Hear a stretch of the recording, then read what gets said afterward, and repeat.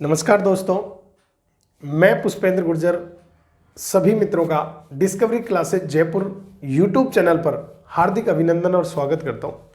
मित्रों, हमारा जो टॉपिक चल रहा था वो चल रहा था चट्टान, जो स्कूल लेक्चरर के जो विद्यार्थी हैं खासकर उनके लिए। उसमें मैं कुछ पार्ट आपको पढ़ा चुका हूं और शेष पार्ट जो पढ़ना बाकी है तो उसमें अपन को अध्ययन करेंगे। तो प्यारे दोस्तों, सबसे पहले आप हेडिंग लिखो कि चट्टान जो रॉक्स जो टॉपिक चल रहा था उसमें निर्माण विधि के अनुसार, किसके अनुसार? निर्माण विधि के अनुसार, निर्माण विधि के अनुसार, निर्माण विधि के अनुसार चट्टानों का वर्गीकरण। किसके अनुसार? तो निर्माण की विधि के अनुसार चट्टानों का वर्गीकरण। तो प्यारे दोस्तों, निर्माण की विधि के अनुसार चट्टानों का वर्गीकरण तीन प्रकार से किया जाता है। एक आग्नेय चट्टान, दूसरी अवसादी चट्टान और तीसरे नंबर पर होती है कायांतरिक चट्टान। तो इस वीडियो में हम अध्ययन करेंगे आग्नेय चट्टान के संदर्भ में। तो आपको याद रखना है, निर्माण विधि के आधार पर वर्गीकरण तो कितने प्रकार की चट्टानों में किया जाता है। तो सबसे पहले फर्स्ट नंबर पे ए आग्नेय चट्टान, आग्नेय चट्टान। बी नंबर पे अवसादी चट्टान, अवसादी चट्टान। और सी नंबर पर होती है प्यारे दोस्तों कायांतरित, कायांतरित चट्टान। किसके आधार पर? तो ये निर्माण की विधि के आधार पर चट्टानों को तीन प्रकार से डिवाइडेशन किया जाता है, आग्नेय चट्टान, अवसादी चट्टान और तीसरे नंबर पर होती है कायांतरिक चट्टान। इसमें सबसे पहले हम अध्ययन करेंगे आज आग्नेय चट्टान के संदर्भ में। किसके बारे में अध्ययन करेंगे? तो ये आग्नेय चट्टान के संदर्भ में हम अध्ययन करेंगे प्यारे दोस्तों। जो आग्नेय चट्टान होती है, कौन सी चट्टान? ये आग्नेय चट्टान, आग्नेय चट्टान। ये जो आग्नेय चट्टान होती है ये क्या होती है? इसे प्राथमिक चट्टान भी कहा जाता है। कौन सी चट्टान? इसको क्या कहते हैं? तो इसे प्राथमिक चट्टान भी कहा जाता है। यानी चट्टानों में, इन तीनों में जो सबसे पहले अगर किसी चट्टान का निर्माण होता है तो वो कौन सी चट्टान होती है? आग्नेय चट्टान का निर्माण सर्वप्रथम होता है, इसलिए इसे प्राथमिक चट्टान कहते हैं। बाकी दोनों चट्टानों का निर्माण आग्नेय चट्टान से होता है। तो इसको प्राथमिक चट्टान या चट्टानों की जननी भी कहा जाता है। तो वो कौन सी चट्टान होती है? आग्नेय चट्टान को कहा जाता है। दूसरी चीज आपको याद रखनी है प्यारे दोस्तों कि जो आग्नेय चट्टान होती है इसमें क्या होता है कि ये पृथ्वी के आंतरिक भाग में पाई जाती है। कहां पर? पृथ्वी के आंतरिक भाग में पाई जाती है। और जब ज्वालामुखी उद्गार होता है तो ज्वालामुखी उद्गार से इसका निर्माण होता है आग्नेय चट्टानों से। इसलिए इसमें क्या होता है कि ये परतदार नहीं होती और जीवाश्म भी इसमें नहीं पाए जाते, क्योंकि प्राथमिक चट्टान है। बाकी जो बाद की चट्टान है, जैसे अवसादी चट्टान में जीवाश्म पाए जाते हैं, इसमें किसी प्रकार का कोई जीवाश्म नहीं पाया जाता है। तो ये आग्नेय चट्टान, इसे प्राथमिक चट्टान भी कहते हैं। इसका निर्माण, इसका निर्माण कैसी होती है? इसका निर्माण सर्वप्रथम होता है, सर्वप्रथम होता है। इसमें क्या? जीवाश्म नहीं पाए जाते हैं, जीवाश्म नहीं पाए जाते हैं, नहीं पाए जाते हैं। आग्नेय चट्टान में जीवाश्म नहीं पाए जाते हैं। दूसरा पॉइंट अपन को याद रखना है कि जो आग्नेय चट्टान होती है इसमें क्या होता है कि ये कैसी होती है? ये रवेदार होती है, रवेदार होती है। कैसी होती है? ये रवेदार होती है। कौन सी चट्टान? आग्नेय चट्टान रवेदार होती है। इसके अलावा इसमें परत नहीं पाई जाती है, इसमें परतें नहीं पाई जाती हैं, इनमें परतें भी नहीं पाई जाती हैं। तो इसमें परतें भी नहीं पाई जाती हैं। इसके अलावा ये जो आग्नेय चट्टानें होती हैं, यानी रासायनिक अपरदन इनका नहीं होता है, ये भौतिक और यांत्रिक अपरदन से प्रभावित होती है। कौन सी चट्टानें? आग्नेय चट्टानें। तो ये पॉइंट भी आपको याद रखना है इसके अंतर्गत। कौन सा? इन पर किसका प्रभाव नहीं पड़ता? तो रासायनिक अपरदन का, रासायनिक अपरदन का प्रभाव, रासायनिक अपरदन का प्रभाव नहीं पड़ता है। तो इस पे रासायनिक अपरदन का प्रभाव नहीं पड़ता है, तो किसका पड़ता है प्यारे दोस्तों? इस पे भौतिक और यांत्रिक अपक्षय का प्रभाव पड़ता है। किसका?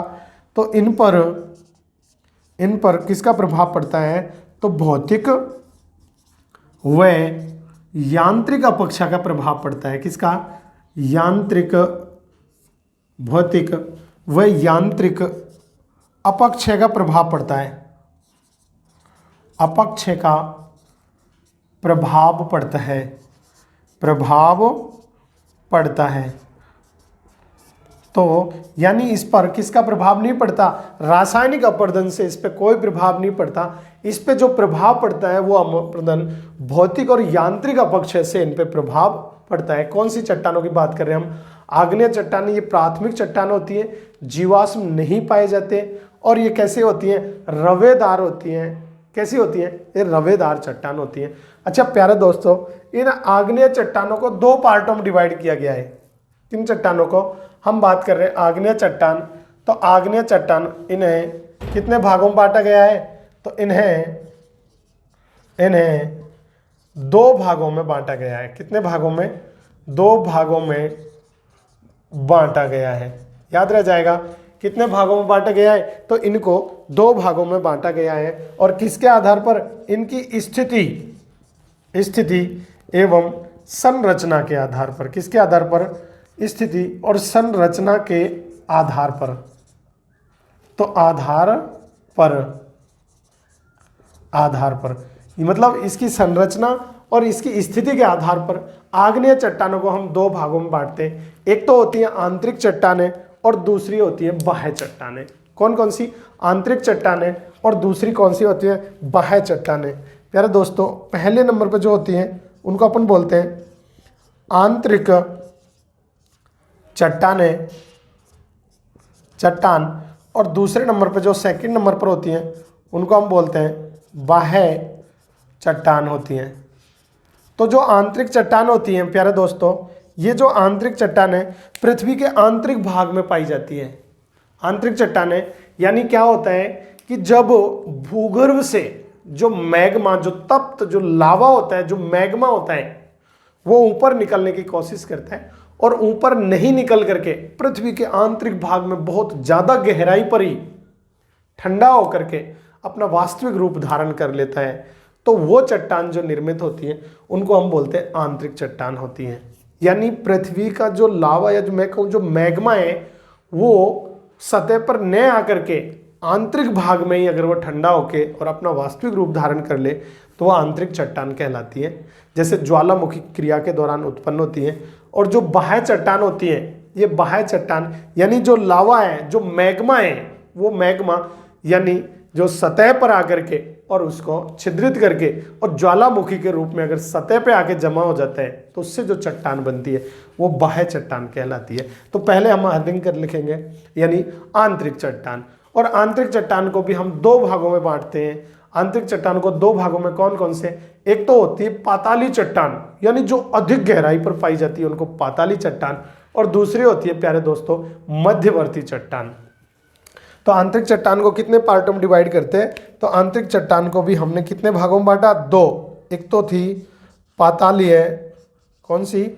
पातालीय आग्नेय चट्टान, और दूसरी होती है मध्यवर्ती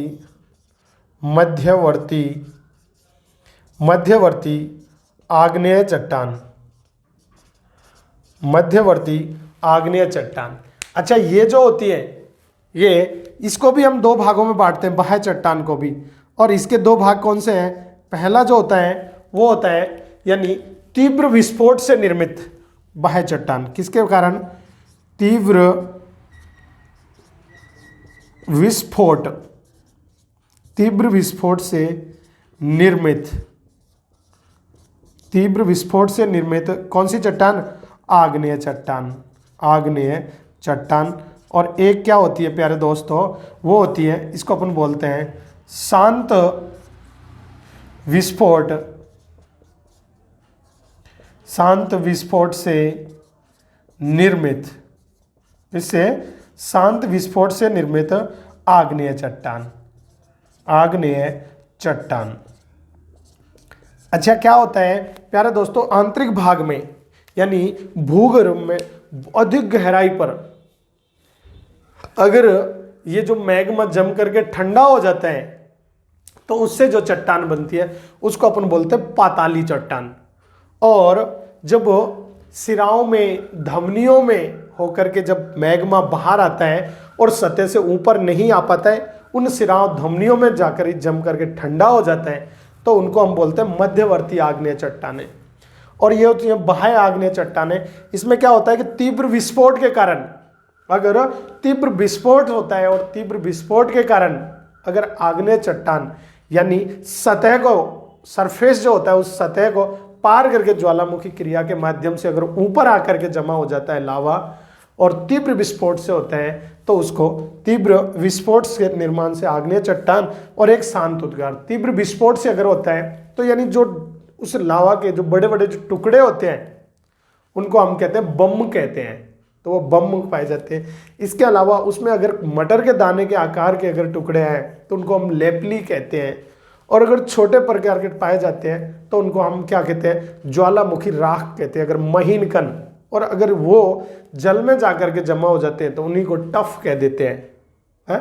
तो ये अपन को याद रखना था इनके। और जो शांत उद्गार वाले होते हैं यानी शांत प्रकृति से विस्फोट होता है, तो ये एक प्रकार से सतह पर आकर के शांति से जमा हो जाता है और एक विशाल पठार का निर्माण होता है। तो वो किससे होता है? शांत उद्गार वाले, यानी जो बाह्य सतह पर आकर के जो मैग्मा जमा हुआ है, वो लावा जो ऊपर आया वो ठंडा हुआ और ठंडा होकर के जो धीरे धीरे जो उद्गार हो रहा था उससे क्या एक ज्वालामुखी पठार का निर्माण होता है, जैसे रांची का पठार है, दक्कन का पठार। तो ये एक प्रकार से प्लेन पठार पाए जाते हैं। और विस्फोट से निर्माण होता है तो एक प्रकार से पर्वतों का निर्माण होता है, वहाँ पे ये बम, लेपली, टफ ये पाए जाते हैं।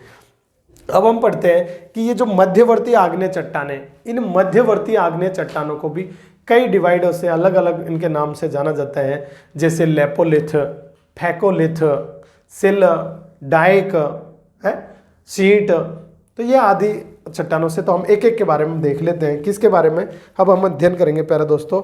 इस मध्यवर्ती आग्नेय चट्टान। तो मैं यहां लिख रहा हूं कौन सी? मध्यवर्ती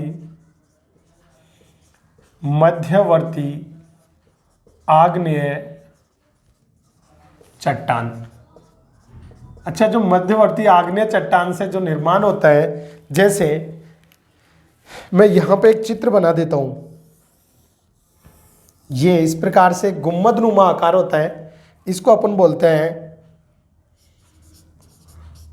लेकोलिथ।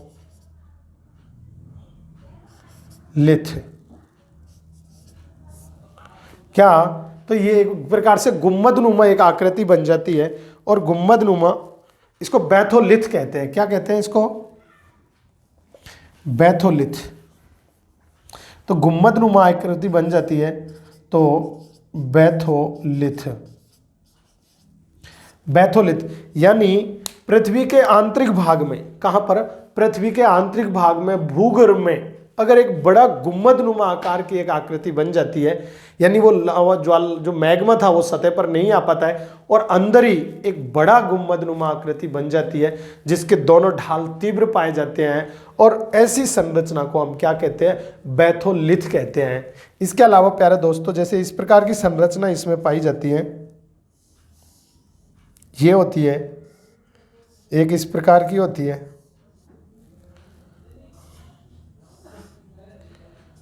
ये संरचना पाई जाती है,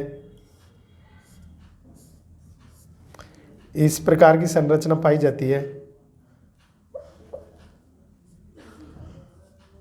ये से संरचना पाई जाती है। इसके अलावा एक संरचना पाई जाती है, इनको अलग अलग नामों से जाना जाता है।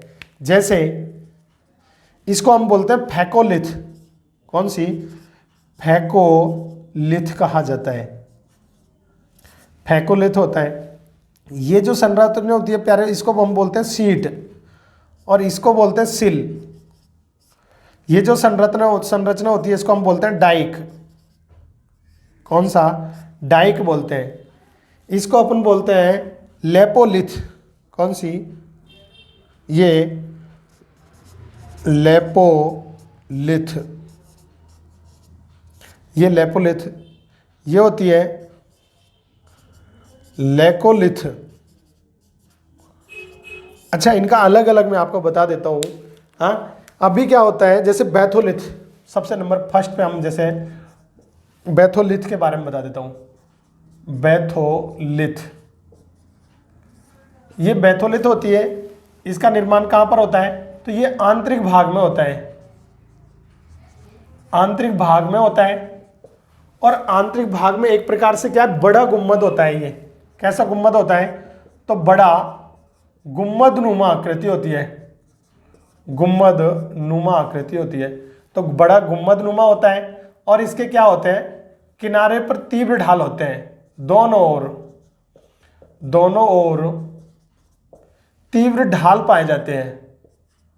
तीव्र ढाल पाए जाते हैं। तो दोनों ओर तीव्र ढाल पाए जाते हैं। इसके अलावा प्यारे दोस्तों, ये जो संरचना होती है, ये बड़ा गुम्मद, इसको अपन बैथोलिथ बोलते हैं, आंतरिक भाग में जमा होती है। दूसरी होती है जैसे फैकोलिथ। तो ये फैकोलिथ क्या होता है कि फैकोलिथ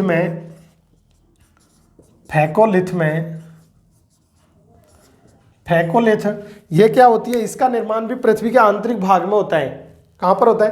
पृथ्वी के आंतरिक भाग में जो मैग्मा जमा हो जाता है सिराओं में, धमनियों में, और वो लहरनुमा अगर है तो उसको क्या कहते हैं? फैकोलिथ। तो अपन को याद रखना है, इसका निर्माण भी कहाँ पर हो रहा है? तो आंतरिक भाग में। कहाँ पर हो रहा है? आंतरिक भाग में। और ये कैसे? लहरनुमा।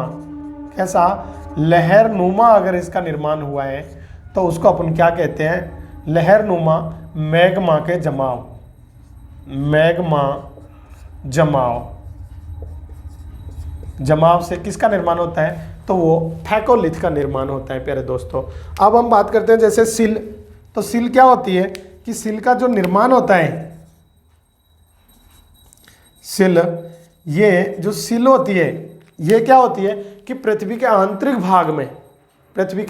भाग में और मैग्मा का अगर क्षैतिज रूप में जमाव हो जाता है तो उसको अपन क्या बोलते हैं? सिल होते हैं। तो आपको याद रखना है, कैसा? मैग्मा का कैसा जमाव? तो क्षैतिज जमाव। तो मैग्मा का अगर क्षैतिज जमाव हो जाता है तो वो क्या कहलाती है? सिल कहलाती है। और दूसरी है सीट। क्या? सीट। तो ये जो सीट है, ये सिल का छोटा रूप होता है। किसका? तो याद रखना है, सिल का छोटा रूप क्या कहलाता है? तो सिल का छोटा रूप क्या कहलाता है? सीट कहलाता है। याद हो जाएगा, सिल का छोटा रूप क्या कहलाता है? तो सिल का जो छोटा रूप होता है वो सीट कहलाता है। इसके अलावा नेक्स्ट है मेरे प्यारे दोस्तों डाइक। ये डाइक क्या होती है कि अगर मैग्मा का जो जमाव होता है वो छिद्र में सीधा एक डंडे के रूप में अगर हो जाए तो उसको अपन क्या बोलते हैं? डाइक बोलते हैं। याद रह जाएगा, यदि मैग्मा का जमाव जो छिद्र में अगर सीधे हो जाता है, एक डंडे के रूप में अगर हो जाए, तो उसको अपन संरचना को क्या कहते हैं? डाइक बोलते हैं। लेकिन ये सब होता कहाँ पर है? तो ये आंतरिक भाग में ही होता है। याद रखना है, कौन से भाग में? आंतरिक भाग में जमाव होता है। और आंतरिक भाग में कैसा? यानी एक सीधे डंडे के समान, मैं लिख दूं सीधे डंडे के समान मैग्मा का जमाव हो जाता है, तो उसको अपन क्या बोलते हैं? डाइक कहलाता है। ठीक है। इसके अलावा थी ये जो लेकोलिथ संरचना होती है, कौन सी संरचना? तो लेकोलिथ प्यारे दोस्तों लेकोलिथ जो संरचना होती है, ये लेकोलिथ संरचना ये अवतल नुमा होती है। कैसी होती है? मैं कहूँ अवतल होती है, या इसी को मैं बोल सकता हूँ ये तस्तरी नुमा होती है। कैसी? तस्तरी नुमा अगर संरचना है, संरचना ये जो तस्तरी नुमा संरचना होती है तो वो क्या कहलाती है? वो लेकोलिथ कहलाती है। और लेपोलिथ क्या किसको बोलते हैं? तो लेपोलिथ। तो लेपोलिथ और लेपोलिथ किसको बोलते हैं प्यारे दोस्तों? ये कैसी होती है? तो ये अवतल होती है। ये तो ऊपर अवतल होती है और ये उत्तल होती है, उत्तल होती है। और इस संरचना को अपन क्या बोलते हैं? इसको ये इनका निर्माण भी कहाँ पर होता है? तो आंतरिक भाग में होता है। तो आंतरिक भाग में इनका निर्माण होता है। तो ये थी प्यारे दोस्तों, हमने अध्ययन किया किसके संदर्भ में? आग्नेय चट्टानों के संदर्भ में। और मैं उम्मीद करता हूँ कि ये आपको अच्छी लगी होगी, समझ में आई होगी। एक बार हम रिपीटेशन कर देते हैं कि निर्माण विधि के अनुसार चट्टानों का वर्गीकरण, और निर्माण विधि के अनुसार हमने 3 भागों में डिवाइड करते हैं: आग्नेय चट्टान, अवसादी चट्टान और कायांतरिक चट्टान। प्यारे दोस्तों, जो आग्नेय चट्टान होती है इनको हम प्राथमिक चट्टान भी कहते हैं। इनका निर्माण सर्वप्रथम होता है, यानी सबसे पहले इन तीनों चट्टानों में आग्नेय चट्टानों का निर्माण होता है। इसके अलावा इसमें जीवाश्म नहीं पाए जाते हैं, ये रवेदार होती हैं और इनमें परतें नहीं पाई जाती, क्योंकि प्राथमिक चट्टान होती है तो एक साथ इनका निर्माण होता है, इसलिए परत इसमें नहीं पाई जाती। और इन पर रासायनिक अपवर्तन का प्रभाव नहीं पड़ता है। तो किसका पड़ता है? तो आपको याद रखना है भौतिक और यांत्रिक अपक्षय का प्रभाव इन परतों पर पड़ता है। और आपको याद रखना है कि क्रस्ट का, यानी मैं कहूँ संपूर्ण पृथ्वी का 90% भाग इन चट्टानों से बना हुआ है। तो याद रह जाएगा कितना प्रतिशत भाग, यानी संपूर्ण, मैं लिख देता हूँ यहाँ पर, यहाँ लिख रहा हूँ मैं, तो पृथ्वी का 90% भाग कितने का? तो पृथ्वी का कितना परसेंट? 90% भाग कौन सी चट्टानों से बना हुआ है? आग्नेय चट्टानों से बना हुआ है। इसके बाद हमने अध्ययन किया प्यारे दोस्तों कि इन्हें 2 भागों में बांटा जाता है स्थिति और संरचना के आधार पर। कौन कौन सी? एक आंतरिक चट्टान और एक बाह्य चट्टान। आंतरिक चट्टान को भी 2 भागों में बांटा जाता है: पाताली आग्नेय चट्टान, एक मध्यवर्ती आग्नेय चट्टान। बाह्य चट्टान को 2 भागों में बांटा, जो तीव्र विस्फोट से जिनका निर्माण होता है, तो वह तीव्र विस्फोट से निर्मित आग्नेय चट्टान और एक शांत विस्फोट से। तीव्र विस्फोट से अगर आग्नेय चट्टानों का निर्माण होता है तो मैंने बताया कि जो बड़े बड़े जो ज्वालामुखी टुकड़े आते हैं उनको हम बम कहते हैं। जो मटर के दाने के समान होते हैं उनको लेपली कहा जाता है। और जो महीन कण होते हैं उनको ज्वालामुखी राख कहा जाता है। अगर वो राख जल में जमा हो जाती है तो उसको टफ कहते हैं। तो ये, और जो शांत उद्गार वाले होते हैं उनसे धीरे धीरे लावा निकलता है और धीरे धीरे फैलता रहता है, उससे एक ज्वालामुखी पठार का निर्माण होता है, जैसे रांची का पठार हुआ, दक्कन का पठार, ये सब शांत उद्गार वाले ज्वालामुखी। अब हम बात करते हैं मध्यवर्ती आग्नेय चट्टान। प्यारे दोस्तों, ये जो मध्यवर्ती आग्नेय चट्टानों से कई संरचनाएं निर्मित होती हैं। जैसे एक संरचना होती है जिसको अपन बोलते हैं बैथोलिथ। ये बैथोलिथ आंतरिक भाग में होती है, और जब मैग्मा ऊपर निकलने की कोशिश करता है तो ऊपर नहीं आ पाता और सतह से नीचे ही एक बड़े गुम्बद के आकार में जमा हो जाता है, और इसका ढाल तीव्र होता है दोनों साइड का, किनारों का। ऐसी संरचना को हम बैथोलिथ कहते हैं। फैकोलिथ क्या होती है कि इसका निर्माण आंतरिक भाग में होता है, लेकिन एक लहरनुमा रूप में, यानी छिद्रों में इसका निर्माण हो जाता है, तो उसको अपन बोलते हैं फैकोलिथ संरचना बोलते हैं। एक होती है सिल, ये क्या है कि क्षैतिज रूप में इसका जमाव होता है, तो उसको अपन क्या बोलते हैं? मैग्मा अगर क्षैतिज रूप में जम करके अगर ठंडा हो गया तो उससे जो संरचना बनेगी वो सिल कहलाती है। और सिल का छोटा रूप क्या कहलाता है? सीट कहलाता है। इसके अलावा डाइक जो होती है, डाइक क्या होती है प्यारे दोस्तों कि जब एक छिद्र में, सीधा हुआ जो छिद्र है, सीधा छिद्र है, खड़ा छिद्र है, उसमें अगर मैग्मा जम करके ठंडा हो गया है तो एक डंडे नुमा आकृति बन जाती है, उसको अपन क्या बोलते हैं? डाइक बोलते हैं। और लेकोलिथ किसको बोलते हैं? ये अवतल होती है, यानी तस्तरी के समान इसकी आकृति अगर जमाव हो गया है तो उसको लेकोलिथ। और लोपोलिथ किसको बोलते हैं? इसका उत्तल जमाव हो गया अगर इस प्रकार से, यानी कहने का मतलब इसका एक बैथोलिथ का एक छोटा रूप, तो लोपोलिथ, इसको आंतरिक भाग में जमाव हो जाता है तो उसको लोपोलिथ कहते हैं। मैं उम्मीद करता हूँ कि ये आपको वीडियो अच्छी लगी होगी, समझ में आया होगा। जो भी स्कूल लेक्चरर ज्योग्राफी से देने वाले मेरे प्यारे दोस्त हैं, तो सभी वो अपने फ्रेंड सर्कल में शेयर कर दीजिए। जो भी आपके पास ग्रुप है जो ज्योग्राफी से रिलेटेड है उनमें शेयर कर दीजिए, ये वीडियो आप सभी को अच्छी लगेगी। जो पहली बार चैनल पर जुड़े तो एक बार लाइक और सब्सक्राइब कर दीजिए। नेक्स्ट वीडियो में मिलते हैं, इजाज़त चाहूँगा। जय हिंद,